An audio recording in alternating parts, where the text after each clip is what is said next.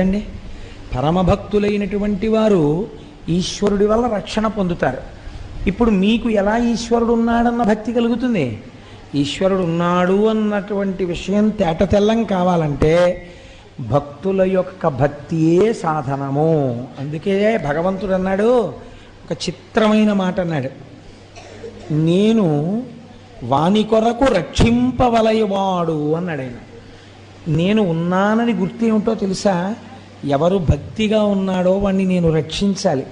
వాడే రక్షణ పొందకపోతే కొన్ని వేల మందిలో నమ్మకం పోతుంది.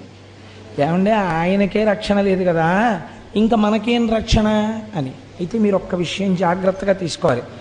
రక్షణ అంటే అది ఒక స్థాయికి వెళ్ళిన తర్వాత జ్ఞానం అయిపోతుంది. ఇప్పుడు ఈ జ్ఞానము స్థాయిలోకి భక్తుడు వెళ్ళిపోయిన తర్వాత మీకు ఆయన అందడిహ. ఇప్పుడు ఆయన ఎలాంటి స్థితిలో